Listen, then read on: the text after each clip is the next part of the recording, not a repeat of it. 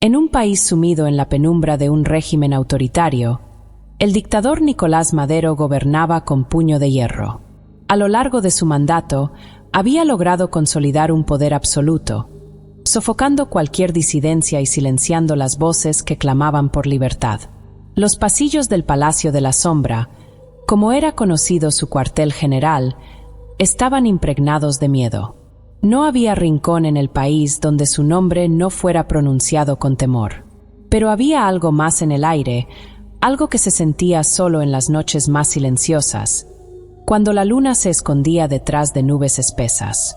Nicolás Madero, un hombre que había burlado intentos de asesinato y revoluciones, comenzaba a notar una sombra que no era de este mundo, una sombra que lo seguía incluso en sus sueños. Esa noche, Madero se encontraba en su oficina, rodeado de papeles y mapas que detallaban sus planes para el futuro. Había llegado a un punto en el que confiaba plenamente en su capacidad para controlar cada aspecto del país, pero en el fondo de su mente, algo lo perturbaba. Un dolor sordo en el pecho, que había comenzado como una leve molestia semanas atrás, ahora era una presencia constante. Los médicos del régimen le habían asegurado que no era nada, pero Madero no estaba convencido. Mientras revisaba un informe sobre el estado de la economía, el dolor se intensificó, haciéndolo soltar el papel de sus manos. Con un gruñido, se llevó la mano al pecho, intentando ignorar el malestar, pero algo en su mente comenzó a gritarle que esto no era normal. Entonces, en la oscuridad de su despacho, un susurro se elevó. Madero alzó la vista, buscando el origen del sonido, pero no encontró nada. El susurro se convirtió en un murmullo, y luego en una risa suave, como si alguien se estuviera burlando de él. «¿Quién está ahí?», gruñó, levantándose de su silla, su voz reverberando en las paredes vacías. No hubo respuesta, solo la risa, más fuerte ahora, y el dolor en su pecho que parecía seguir el ritmo de aquel sonido.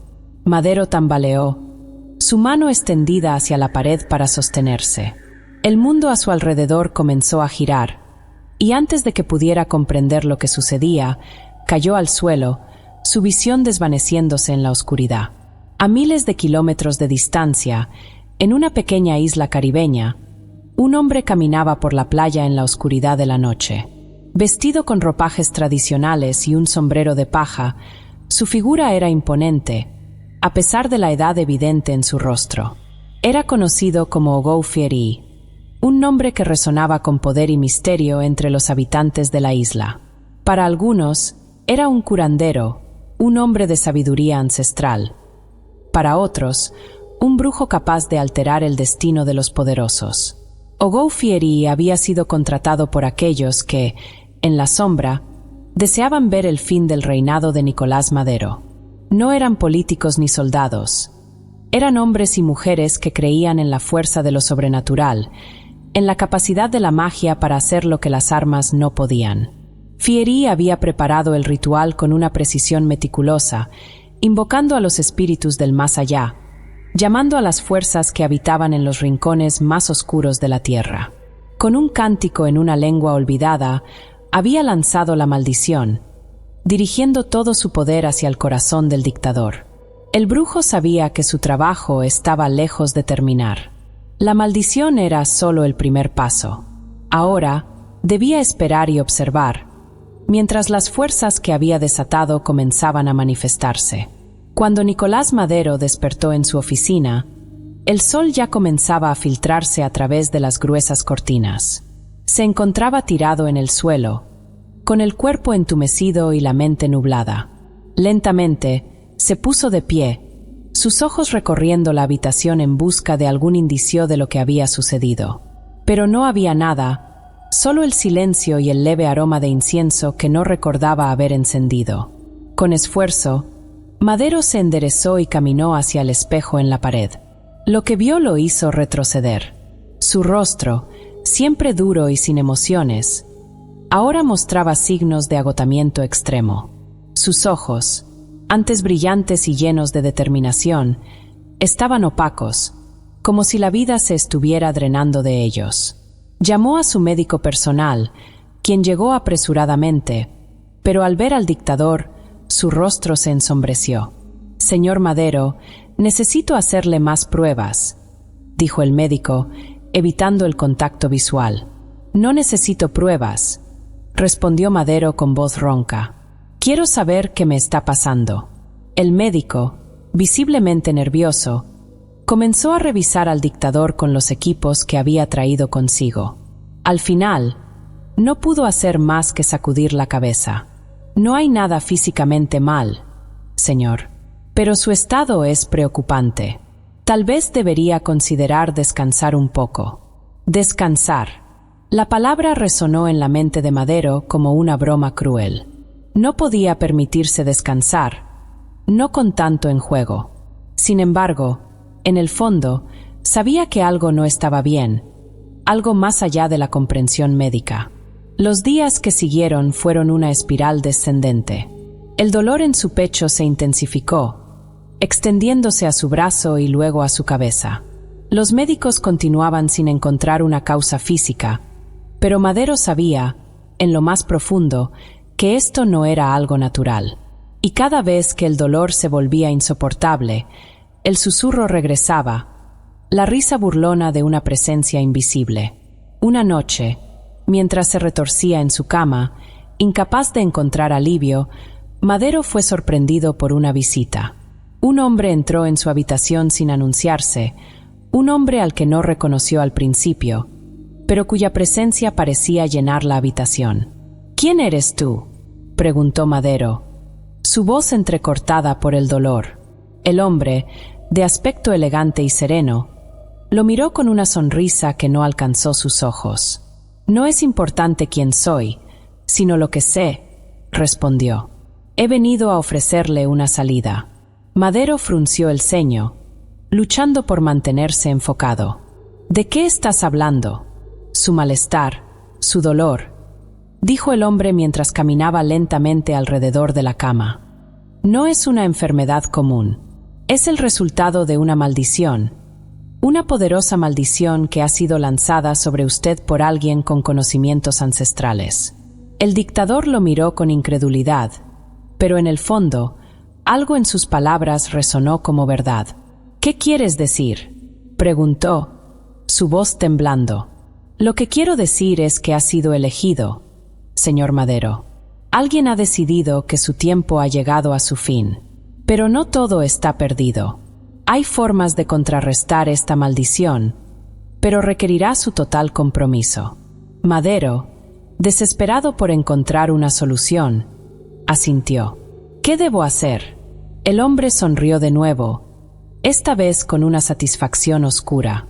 «Debemos realizar un ritual, uno que revertirá la maldición y la devolverá a quien la lanzó. Pero esto no será fácil. Requerirá sacrificios».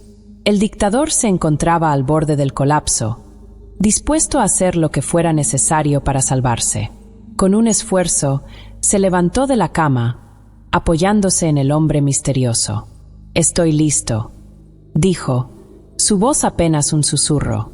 Esa misma noche, Madero y el hombre misterioso se dirigieron a un lugar apartado, lejos de la ciudad, donde las luces no podían penetrar la oscuridad. Era un sitio conocido por pocos, un claro en el bosque donde las leyendas decían que los antiguos realizaban rituales para contactar con el más allá. El hombre misterioso comenzó a preparar el lugar, trazando símbolos en el suelo con una precisión que sugería años de práctica. Encendió velas negras alrededor del claro, sus llamas parpadeando débilmente en el viento nocturno. El aire estaba cargado de una energía que hizo que los pelos en la nuca de Madero se erizaran. «Este ritual es peligroso», advirtió el hombre mientras colocaba un cuchillo ceremonial en el centro del círculo. «Una vez que comience, no habrá marcha atrás. Debe estar preparado para enfrentar las consecuencias». Madero, debilitado por el dolor, asintió con determinación. Sabía que no podía retroceder. Era todo o nada. El hombre comenzó a recitar palabras en una lengua desconocida, su voz baja pero firme. Madero observó cómo el voz del hombre misterioso resonaba en el claro, invocando a fuerzas que Nicolás Madero no podía comprender. Las velas parecían brillar más intensamente, sus llamas alzándose en un baile hipnótico mientras el ritual se desarrollaba. El aire alrededor de ellos se tornó denso, cargado de una energía oscura que hacía que cada respiración de Madero fuera un esfuerzo.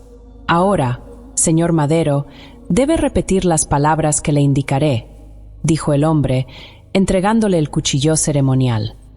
Y cuando lo haga, deberá realizar el sacrificio. ¿Sacrificio?, preguntó Madero con una mezcla de confusión y temor. El hombre señaló hacia un pequeño altar que había sido erigido en el centro del círculo, donde descansaba una paloma blanca, símbolo de pureza e inocencia. Es un sacrificio simbólico, explicó el hombre. Debe ofrecer la vida de esta paloma para sellar el pacto y revertir la maldición. Pero recuerde, este es solo el comienzo. Lo que sigue será aún más difícil.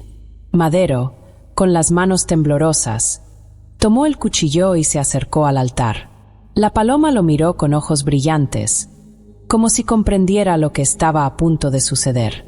Con una respiración profunda, Madero recitó las palabras que el hombre le susurraba, palabras llenas de una antigua y aterradora sabiduría. Luego, en un solo movimiento, cortó la garganta de la paloma, dejando que su sangre se derramara sobre el altar. Un viento fuerte se levantó de repente, apagando las velas y llenando el claro con un aullido que parecía provenir de las profundidades de la tierra. Madero sintió una oleada de poder recorrer su cuerpo, y por un breve momento, el dolor en su pecho desapareció, reemplazado por una extraña sensación de alivio. Pero no duró mucho. El hombre misterioso levantó las manos hacia el cielo, continuando su cántico con una intensidad renovada.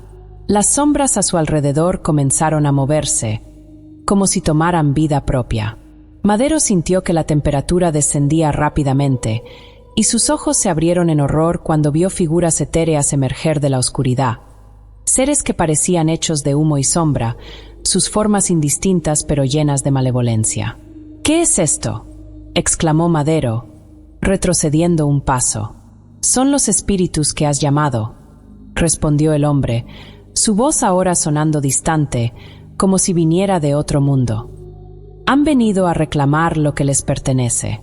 Antes de que Madero pudiera reaccionar, las figuras de sombra se abalanzaron sobre él, envolviéndolo en un abrazo helado. Sintió que su energía vital se drenaba lentamente, como si las sombras estuvieran succionando su esencia. Intentó luchar, pero sus fuerzas lo abandonaron, y la oscuridad comenzó a apoderarse de su visión. El hombre misterioso observaba impasible, sus ojos brillando con una luz antinatural. «Este es el precio por desafiar el orden natural, señor Madero», dijo con frialdad. «La maldición puede ser revertida, pero siempre habrá un costo. Y en su caso, es su propia alma la que ha sido ofrecida». Madero intentó gritar, pero su voz se perdió en el viento que rugía alrededor del claro. Sintió que su cuerpo se desmoronaba, desintegrándose en la nada, mientras las sombras lo consumían por completo. En ese instante, comprendió que había sido engañado, que el hombre misterioso no era más que un agente del mismo mal que lo había atormentado desde el principio. Y entonces, todo se volvió negro. En el Palacio de la Sombra, los guardias se alertaron al ver que las luces en el despacho de Madero seguían apagadas, y no había señales de su líder. Golpearon la puerta varias veces, llamando al dictador por su nombre, pero no obtuvieron respuesta. Finalmente, se decidieron a entrar. Lo que encontraron los dejó sin aliento. El cuerpo de Nicolás Madero yacía en el suelo, inerte, con una expresión de terror congelada en su rostro. Sus ojos estaban abiertos, mirando al vacío, y su piel estaba pálida, como si toda la sangre se hubiera drenado de su cuerpo. La noticia se esparció rápidamente por todo el país. El gran dictador había muerto. Los rumores comenzaron a circular, algunos diciendo que había sido un ataque al corazón, otros susurrando que había sido envenenado. Pero aquellos que estaban más cerca del régimen sabían la verdad. aunque nunca la admitieran en voz alta. Sin Madero al mando, el régimen comenzó a desmoronarse. Los líderes militares, siempre ansiosos por aprovechar cualquier debilidad, se enfrentaron entre sí, cada uno buscando tomar el control.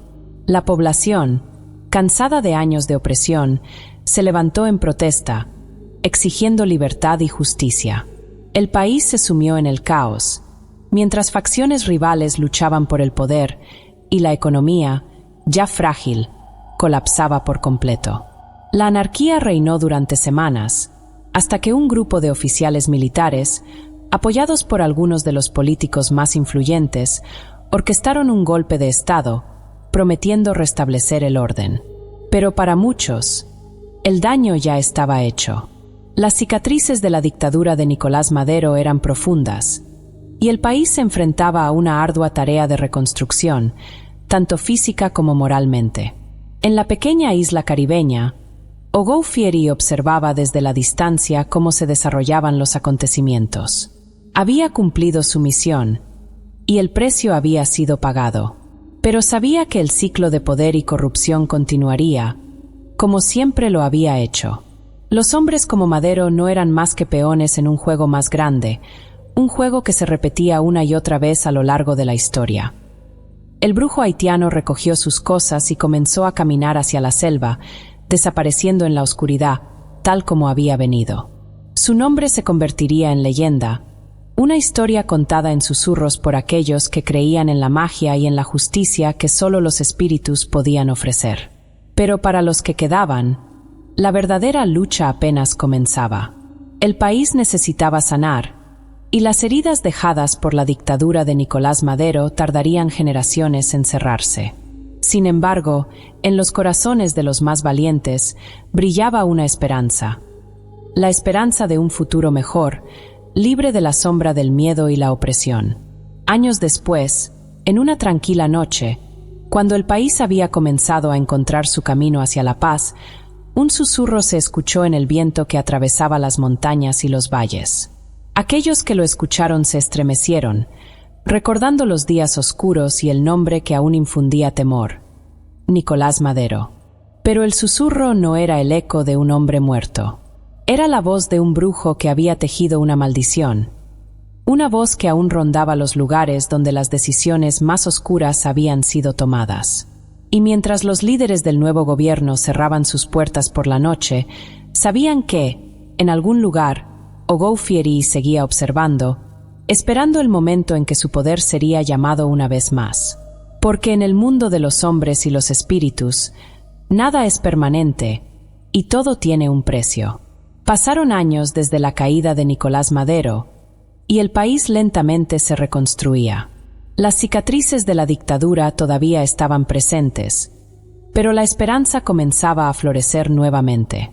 Sin embargo, en las sombras, un poder oscuro continuaba acechando, esperando el momento adecuado para reaparecer. Una noche, en el mismo claro donde Madero había realizado el fatídico ritual, un grupo de jóvenes, atraídos por las historias del antiguo dictador, se aventuró a explorar. Creían que los cuentos sobre Hugo Fieri y la maldición de Madero no eran más que mitos, pero la curiosidad los llevó a desafiar lo desconocido. Mientras se adentraban en el claro, la atmósfera cambió abruptamente. El aire se volvió pesado, y una niebla espesa comenzó a rodearlos. Uno de los jóvenes, desafiando el miedo, encendió una linterna y avanzó hacia el centro del claro, donde aún se podían ver los restos del antiguo altar. «Esto es», comenzó a decir, pero su voz se quebró cuando la linterna iluminó una figura familiar.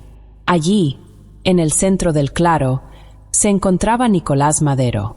Su cuerpo estaba intacto, pero sus ojos eran pozos vacíos, y su piel, pálida como la muerte, parecía absorber la luz que lo rodeaba. Estaba de pie, inmóvil, como una estatua maldita que había esperado en la oscuridad durante años. Los jóvenes retrocedieron horrorizados, pero antes de que pudieran huir, la figura de Madero abrió los ojos, revelando un resplandor rojo intenso que irradiaba una malevolencia pura. Un viento helado se levantó, silbando a través de los árboles, y las sombras comenzaron a moverse, como si estuvieran vivas. ¿Quién eres?, logró preguntar uno de los jóvenes, su voz temblando. Madero, o lo que quedaba de él, sonrió con una mueca grotesca. Soy el que fue traicionado por los espíritus, dijo con una voz que resonaba como un eco de ultratumba. Pero también soy su sirviente ahora. El ciclo no ha terminado, solo ha comenzado de nuevo. Con esas palabras, Madero alzó una mano, y las sombras se abalanzaron sobre los jóvenes, envolviéndolos en un abrazo que parecía absorber toda la vida y calor de sus cuerpos. Uno por uno, cayeron al suelo, sus rostros congelados en expresiones de terror absoluto. El resurgimiento de Nicolás Madero, envuelto en la magia oscura de Ogou-Fieri, fue solo el comienzo de una nueva era de terror. Los rumores sobre su retorno se esparcieron rápidamente, y el país, que había comenzado a sanar, fue sumido nuevamente en el miedo y la incertidumbre. Las desapariciones de jóvenes cerca del Claro se convirtieron en una leyenda urbana, pero aquellos que sabían la verdad comenzaron a ver señales de que algo más siniestro estaba en marcha. El nombre de Ogou-Fieri resurgió, pero esta vez no como un enemigo, sino como un maestro que había encontrado en Madero un discípulo dispuesto a perpetuar su legado. Mientras tanto, en los círculos más oscuros del poder, aquellos que habían servido bajo el antiguo dictador comenzaron a reagrupar, convocados por la promesa de un retorno a la gloria que Madero les ofrecía desde las sombras. El régimen que una vez fue derrocado parecía estar recuperando su fuerza, pero esta vez con una ventaja sobrenatural que nadie podía comprender ni enfrentar. El país, que una vez soñó con un futuro brillante, se encontró atrapado nuevamente en una red de oscuridad. Los nuevos líderes, incapaces de luchar contra las fuerzas que Madero había desatado, comenzaron a caer uno tras otro, sus muertes marcadas por circunstancias misteriosas que dejaban a todos desconcertados. En el Claro maldito, donde todo había comenzado, un susurro persistente continuaba resonando en el viento, una voz que nadie podía localizar, pero que todos temían. Era la voz de Nicolás Madero, quien, junto a Ogou-Fieri, gobernaba ahora un reino de sombras, un reino donde la muerte no era el final, sino solo el principio. Pero la historia de Madero no terminó aquí. Se dice que, en las noches más oscuras, cuando la luna se oculta detrás de las nubes y el viento trae consigo el aroma de la tierra mojada, aquellos que se atreven a acercarse al Claro pueden ver una figura alta, con ojos rojos como brasas, caminando entre los árboles. Y si escuchas con atención, podrás oír el susurro de una profecía antigua, una advertencia de que el ciclo nunca termina. Porque en las sombras, Ogou-Fieri y su discípulo Nicolás Madero siguen esperando, listos para reclamar a aquellos que se atrevan a desafiar su poder. Y mientras el mundo sigue adelante, el legado de El Brujo Haitiano se convierte en una historia eterna, una historia que no se ha terminado de escribir. El viento susurra su nombre, las sombras lo veneran, y el miedo se perpetúa, dejando en la mente de todos una pregunta inquietante. ¿Realmente se fue, o solo está esperando el momento adecuado para regresar? La respuesta se pierde en la oscuridad, donde las leyendas viven para siempre.